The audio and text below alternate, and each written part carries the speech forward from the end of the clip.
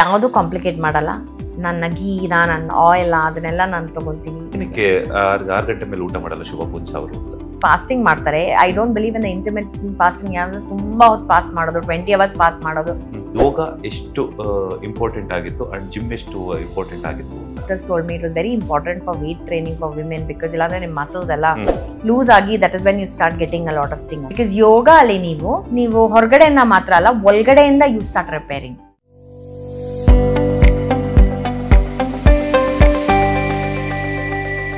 ಯಾವುದು ಕಾಂಪ್ಲಿಕೇಟ್ ಮಾಡಲ್ಲ.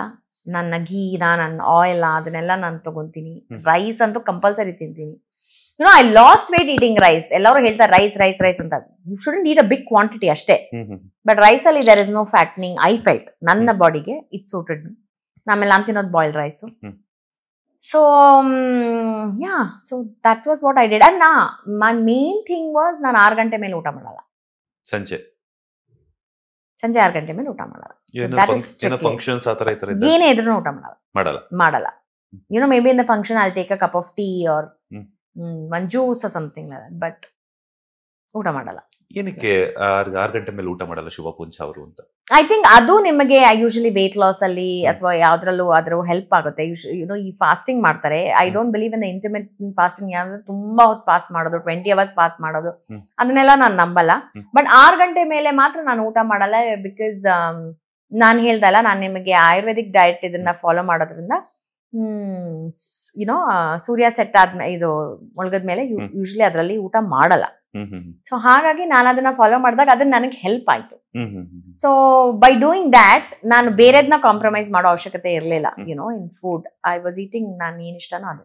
ಸೊ ಹಾಗಾಗಿ ಅದು ನನಗೆ ತುಂಬಾ ಹೆಲ್ಪ್ ಆಯ್ತು. ಓಕೆ ಮೇಡಮ್, ಈಗ ಯೋಗನೂ ಮಾಡ್ತೀನಿ ಅಂತಂದ್ರಿ, ಅದ್ರ ಜೊತೆಗೆ ಜಿಮ್ಮು ಕೂಡ ಮಾಡ್ತೀನಿ ಅಂತ ಹೇಳಿದ್ರಿ.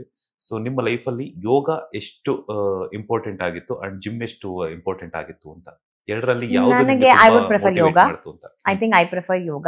ಜಿಮ್ ಕೂಡ ನಾನು ಮಾಡ್ತೀನಿ. ಯಾಕೆಂದ್ರೆ ಇತ್ತೀಚೆಗೆ ನಾನು ವೇಟ್ ಟ್ರೈನಿಂಗ್, ನಮ್ಮ ಅಮ್ಮ ತೀರ್ಕೊಂಡ್ಮೇಲೆ ನಾನು ವೇಟ್ ಟ್ರೈನಿಂಗ್ ನಾನು ಸೀರಿಯಸ್ ಆಗಿ ತಗೊಂಡೆ. ಬಿಕಾಸ್ ನಮ್ಮಮ್ಮ ನಿಮೋನಿಯಾ ಇಂದ ತೀರ್ಕೊಂಡಾಗ one of the doctors told me it was very important for weight training for women. Because ಇಲ್ಲಾಂದ್ರೆ ನಿಮ್ಮ ಮಸಲ್ಸ್ ಎಲ್ಲ ಲೂಸ್ ಆಗಿ that is when you start getting a lot of thing ಅಂತ. ಸೊ ಅದರಿಂದ ನಾನು ತುಂಬಾ ವೇಟ್ ಟ್ರೈನಿಂಗ್ ಮಾಡ್ತೀನಿ.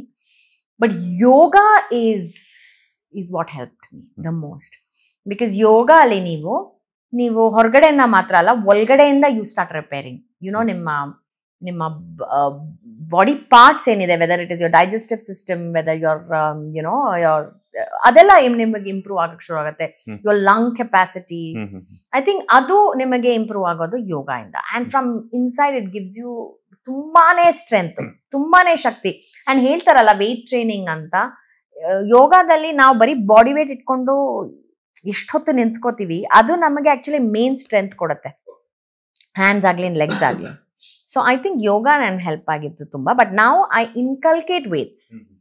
ಯೋಗ ಮಾಡ್ತಿದ್ದಂಗೆ I also do at least 5 kg weights ನಾನು ಯೂಸ್ ಮಾಡ್ತೀನಿ ನನ್ನ ಇದರಲ್ಲಿ. ಲೇಡೀಸ್ ಅಂದ ತಕ್ಷಣ ನಿಮ್ಗೆ ಮಂತ್ಲಿ ಒಂದಷ್ಟು ಪ್ರಾಬ್ಲಮ್ಸ್ ಇರುತ್ತೆ, ಪೀರಿಯಡ್ಸ್ ಆಗುವಂತದ್ದು, ಅದು ಇದೆಲ್ಲಾನು ಕೂಡ.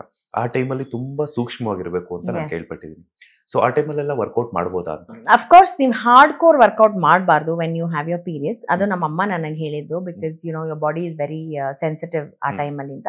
ಸೊ ನಾನು ಹಾರ್ಡ್ ಕೋರ್ ವರ್ಕೌಟ್ಸ್ ಮಾಡಲ್ಲ. ಬಟ್ ನನ್ನ ಯೋಗ ಟೀಚರ್ ನನಗೆ ಪೀರಿಯಡ್ಸ್ ಇದ್ದಾಗ ಏನೇನು ಮಾಡಬೇಕು ಯೋಗದಲ್ಲಿ ಅಂತ ಹೇಳ್ಕೊಟ್ಟಿದ್ದಾರೆ. ಸೊ ಅದನ್ನ ಮಾಡ್ತೀನಿ. I walk even when I have my periods. But ಯೋಗಾನು ವೆರಿ ತುಂಬಾ ಸ್ಟ್ರೈನ್ ಕೊಡೋ ಅಂತದ್ದು ಅಲ್ಲದೆ ಒಂದ್ ಸ್ವಲ್ಪ ಸಿಂಪಲ್ ಆಸನಾಸ್ಗಳನ್ನ ಮಾಡೋದು ಹೇಳ್ಕೊಟ್ಟಿದ್ದಾರೆ. I do that.